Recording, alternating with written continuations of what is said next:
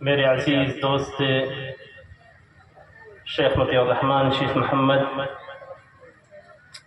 اسے اسٹیج پہ بیٹھے ہوئے معزز اور قابل قدر علماء کرام، سامنے موجود علماء کی بڑی جماعت، طلباء اور طالبات، مجھے جس عنوان کا مکلف کیا گیا ہے ابھی آپ نے سماعت فرمایا، تکفیر کے اصول و ضوابط۔ موضوع کتنا اہم ہے اس کا اندازہ آپ اس کی خطرناکی سے کر سکتے ہیں کہ تکفیر کی خطرناکی کتنی زیادہ ہے۔ یہ فتنہ ایک قدیم اور عظیم فتنہ ہے جس کو سیدنا علی رضی اللہ تعالیٰ عنہ کے عہد خلافت میں فرقہ خوارج نے جنم دیا تھا، اور مسلمانوں بلکہ صحابہ کرام کی ایک جماعت کے خون سے اپنے گندے ہاتھوں کو رنگا تھا۔ مکہ مکرمہ جیسی مقدس سرزمین پر بیٹھ کر اسلام کے نام پر، تکفیر کی بنیاد پر اللہ کے بندوں کو راحت اور آرام دلانے کے بظاہر نیک مقصد سے صحابہ کرام کی 3 عظیم ہستیوں کی قتل کی سازش رچی گئی۔ قتل کے لیے رمضان مبارک کا مہینہ چنا گیا۔ لیال القدر میں سے 27ویں شب کا انتخاب کیا گیا، اور اسی رات خلیفہ رابع حضرت علی رضی اللہ تعالیٰ عنہ کو کافر ٹھہراتے ہوئے شہید کیا گیا۔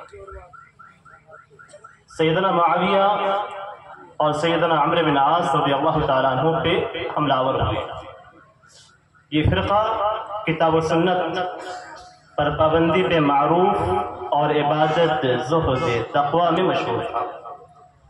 نبی اکرم صلی اللہ علیہ وسلم نے اس فرقے کے اوصاف کو بیان کرتے ہوئے فرمایا: یخرج فیکم قوم تحقرون صلاتکم مع صلاتہم وصیامکم مع صیامہم وعملکم مع عملہم ویقرؤون القرآن لا یجاوز حناجرہم یمرقون من الدین کما یمرق السهم من الرمیہ۔ یعنی تم مخاطب کون ہیں؟ صحابہ کرام۔ تم اپنی نمازوں کو ان کی نمازوں کے سامنے، اپنے روزوں کو ان کے روزوں کے سامنے، اپنے عمل کو ان کے عمل کے سامنے حقیر سمجھو گے۔ وہ قرآن کی تلاوت کریں گے لیکن ان کے حلق کے نیچے سے متجاوز نہیں ہوں گے۔ وہ دین سے اس طرح باہر نکل جائیں گے جس طریقے سے تیر شکار میں داخل ہوتا ہے اور آگ پار ہو جاتا ہے، کچھ بھی لگا ہوا نہیں ہوتا۔ اس گروہ کے اندر، اس فرقے کے اندر دین کے تئیں تحمس تھا، جذبہ تھا، دینی امور کی پابندی میں شدت بھی اور غلو بھی۔ یہ امت مسلمہ میں تکفیر کا بیج بونے والا اولین فرقہ تھا۔ پھر یہ سلسلہ چڑھ پڑا اور ہر ایک نے اپنے مخالفین پر کفر و فسق کا الزام لگانا شروع کیا، اور عدل انصاف کا دامن چھوٹ گیا۔ صرف جماعت حقہ اہل السنہ والجماعہ نے کتاب و سنت کی روشنی میں عدل و انصاف سے کام لیا۔ اس سلسلے میں اصول اور قواعد وضع کیے تاکہ تکفیر کا مسئلہ علماء اور عوام کے سامنے ہو، لیکن مقصد افسوس کہنا پڑتا ہے کہ دعوتی میدان میں کام کرنے والے بہت سارے افراد علم کی کمی اور قواعد شرعیہ کی ناسمجھی کی وجہ سے تکفیر جیسے مرض میں نہ صرف مبتلا ہیں بلکہ امت مسلمہ کے اندر بھی اس مسموم مرض کو انجیکٹ کر رہے ہیں، پوری امت کو تباہ کر رہے ہیں۔ اس سے آپ اندازہ کر سکتے ہیں کہ اس موضوع کی اہمیت موجودہ وقت میں کتنی زیادہ ہے۔ آج کے زمانے میں اگر مسلم ممالک میں ہونے والی تباہی کو دیکھیں جو ربیع العربی کے نام سے ہے، ظالم حکمرانوں سے بندوں کو نجات دینے کے نام سے ہے، جو اصل آپ نے اوپر دیکھا خوارج کے اندر جو چیز پائی گئی تھی، مورخین نے لکھا ہے کہ بندوں کو، طبقات ابن سعد کے اندر لکھا گیا ہے کہ بندوں کو ان سے آرام دلانے کے مقصد سے انہوں نے حضرت علی رضی اللہ تعالیٰ عنہ اور دیگر صحابہ کرام پہ حملہ کیا اور بعد کو شہید کیا۔ اب آئیے دیکھتے ہیں ان اصول و ضوابط کو۔ اس میں پہلا اصول یہ ہے کہ ناحق کسی مسلمان کو کافر ٹھہرانا یہ حرام ہے۔ اس اصول کو نبی اکرم صلی اللہ علیہ وسلم نے کئی احادیث کے اندر بیان کیا۔ ان میں سے صرف ایک حدیث کی طرف میں اشارہ کروں گا، کئی احادیث ہیں۔ حضرت ابو رضی اللہ تعالیٰ عنہ کی حدیث ہے کہ آپ صلی اللہ علیہ وسلم فرماتے ہیں یا لا يرمي رجل رجلا بالفسوق ولا يرميه بالكفر الا ارتدت عليه ان لم يكن صاحبه كذلك، یعنی کوئی شخص کسی دوسرے شخص کو فسق سے متہم نہ کرے۔ کوئی کسی کو کفر سے متہم کرتا ہے یا فسق سے متہم کرتا ہے اور وہ اس کا اہل نہیں تو کہنے والے پہ وہ تہمت لوٹ آتی ہے۔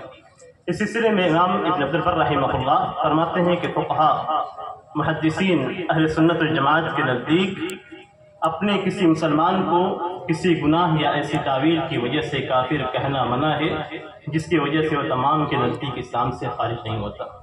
یعنی ایک دوسری حدیث بھی ہے جس میں نبی اکرم صلی اللہ علیہ وسلم فرماتے ہیں کہ اگر کسی مسلمان کو کافر کہا گیا یا کفر کی تہمت اس کے اوپر لگائی گئی تو اس کے قتل کرنے کی طرح ہے۔ تو پہلا اصل یہی ہے کہ کسی مسلمان کو کافر ٹھہرانا یا کافر قرار دینا اسلام کے اندر حرام ہے۔ دوسرا اصل یہ ہے کہ ہر گناہ کی وجہ سے ایک مسلمان کو کافر نہیں قرار دیا سکتا، یعنی کوئی بھی مسلمان کوئی بھی گناہ کرتا ہے تو اس گناہ کی وجہ سے اسے کافر نہیں کہا جائے گا۔ اہل سنت والجماعت کا عقیدہ ہے کہ ایک مسلمان اپنے گناہوں کی وجہ سے کافر نہیں ہوتا اور نہ ہی اس کے گناہوں کی وجہ سے اسے کافر قرار دیا جا سکتا ہے، الا یہ کہ یہ گناہ ان گناہوں میں سے ہو جو گناہ کے مرتکب کو اسلام سے خارج کر دیتا ہو، جیسے نواقض اسلام میں سے کسی ناقض کا ارتکاب کرنا، اس صورت میں وہ اسلام سے خارج ہو جائے گا اور کافر ہو جائے گا۔ یا یہ کہ وہ شخص اس گناہ کو حلال اور جائز سمجھ لے تو گناہ کو جائز اور حلال سمجھنے کی وجہ سے یا اسے حلال قرار دینے کی وجہ سے وہ شخص کافر ہو جائے گا۔ اس سلسلے میں علامہ ابن ابی العز الحنفی رحمہ اللہ فرماتے ہیں کہ بہت سارے علماء اس بات کے کہنے سے پرہیز کرتے ہیں کہ ہم کسی کو کسی بھی گناہ کی وجہ سے کافر نہیں کہیں گے، بلکہ اس طرح کہا جائے گا کہ لوگوں کو ہر گناہ کی وجہ سے کافر نہیں قرار دیں گے جیسا کہ خوارج کرتے ہیں۔ علامہ ابن تیمیہ رحمہ اللہ نے اس اصول کی وضاحت کرتے ہوئے فرمایا کہ مطلق معصیت اور کبیرہ گناہوں کی وجہ سے اہل قبلہ کو اہل سنت و جماعت کافر نہیں قرار دیتے، جیسا کہ خوارج کا عمل ہے۔ ایمانی اخوت معاصی کے باوجود ثابت و برقرار رہتی ہے۔ اس کے بعد انہوں نے ایمانی اخوت سے متعلق آیات کو پیش کیا، فَمَنْ عُفِيَ لَهُ مِنْ أَخِيهِ شَيْءٌ فَاتِّبَاعٌ بِالْمَعْرُوفِ۔ اسی طریقے سے وَإِنْ طَائِفَتَانِ مِنَ الْمُؤْمِنِينَ اقْتَتَلُوا فَأَصْلِحُوا بَيْنَهُمَا فَإِنْ بَغَتْ إِحْدَاهُمَا عَلَى الْأُخْرَى فَقَاتِلُوا الَّتِي تَبْغِي حَتَّى تَفِيءَ إِلَى أَمْرِ اللَّهِ۔ مزید اس کلام کی شرح میں علامہ ابن تیمیہ رحمہ اللہ فرماتے ہیں کہ اہل سنت والجماعت کے نزدیک معاصی و کبائر کی وجہ سے مسلمان کو کافر نہیں قرار دیا جائے گا۔ الشیء المطلق اور مطلق الشیء کے درمیان فرق یہ ہے کہ الشیء المطلق سے مراد کمال ہے اور مطلق الشیء سے کسی چیز کی اصل مراد ہے، یعنی مرتکب کبیرہ مومن کے پاس مطلق الایمان ہے، یعنی اصلی ایمان اس کے پاس موجود ہے لیکن کمال مفقود ہے۔ اس سلسلے میں تیسرا اصول ہے، جس مسلمان کا ایمان یقینی طور پر ثابت ہو چکا ہے اس کی تکفیر کے لیے بھی یقین کا ہونا ضروری ہے۔ بلا یقین کسی کو کافر قرار دینا جائز نہیں۔ اگر کوئی شخص مسلم گھرانے میں پیدا ہوتا ہے یا کلمہ شہادت کی ادائیگی کے بعد اظہار اسلام کرتا ہے اور معلوم ہو جاتا ہے اور یہ چیز معروف ہے اس سے، پھر اس سے کوئی گناہ صدر ہو جاتا ہے یا تعویل میں پڑ جاتا ہے تو محض اس وجہ سے کہ اسے اسلام سے خارج نہیں کیا جائے گا، بلکہ اس کے گناہ اور تعویل کے تعلق سے علماء کے اقوال لکھے جائیں گے۔ جس چیز پہ علماء کا اتفاق ہے کہ یہ ردت ہے اور اس کے ارتکاب سے ایک مسلمان اسلام سے خارج ہو جاتا ہے، اس کے مرتکب پر مرتد ہونے، اسلام سے نکل جانے اور کافر ہو جانے کا حکم لگایا جائے گا۔ لیکن جس قول یا فعل کے تعلق سے اختلاف ہے یا جس کے تعلق سے شک ہے کہ وہ اسلام سے باہر کرنے والی چیز ہے یا نہیں، اس قول یا عمل کی وجہ سے ایک مسلمان کی تکفیر نہیں کی جا سکتی۔ اسی طرح شک کی بنیاد پہ بھی کسی کو دائرہ اسلام سے خارج نہیں قرار دیا جا سکتا، بلکہ حجت کو قائم کرنا اور شبہات کا ازالہ کرنا ضروری ہے۔ حجت کے قیام کے بعد، شبہات کے ازالے کے بعد اگر جہد و انکار پایا جاتا ہے تو اس طرح پختہ یقین حاصل ہونے کے بعد اس کی تکفیر کی جائے گی۔ اس سلسلے میں علامہ ابن تیمیہ رحمہ اللہ فرماتے ہیں کہ جس شخص کا اسلام بالیقین ثابت ہو گیا تو یہ وصف اس سے شک کے ذریعے سے ظاہر نہیں ہوگا، بلکہ یہ حجت کے قیام اور شبہے کے ازالے کے بعد ہی ظاہر ہو سکتا ہے۔ کسی کی تکفیر میں کسی بھی قسم کے تساہل سے کام نہیں لیا جائے گا کہ آپ پھر تساہل سے کام لے اور اسے کافر ٹھہرا دیں، بلکہ مکمل تحقیق اور شرعی دلیل کی روشنی میں ہی کسی کو اسلام سے خارج کیا جا سکتا ہے۔ اس سلسلے میں علامہ ابن تیمیہ رحمہ اللہ فرماتے ہیں، میں اصل نص نہیں پڑھ رہا ہوں، صرف آپ لوگوں کے سامنے ترجمے اور معنی کو بیان کر رہا ہوں۔ اسلام کی طرف انصاف کرنے والے شخص کے تعلق سے اصول و قاعدہ یہ ہے کہ وہ اپنے اسلام پر قائم و باقی ہے جب تک شرعی دلیل کے مطابق اس سے اسلام کا ختم ہونا ثابت اور یقینی نہیں ہو جائے۔ اس کی تکفیر میں غفلت و تصور برتنا جائز نہیں ہے۔ اس سلسلے میں چوتھا اصول، تکفیر کے اصولوں میں سے چوتھا اصول، تکفیر میں ظاہر کے مطابق حکم لگایا جائے گا۔ تمام علماء مسلمین کا اتفاق ہے کہ ایمان و اسلام اور دیگر تمام احکام شرعیہ میں ظاہر کے مطابق حکم لگایا جائے گا۔ ایمان و اسلام دل کے اندر موجود ہے یا نہیں، اس بات کی تحقیق و تفتیش کرنے کے ہم مکلف نہیں ہیں۔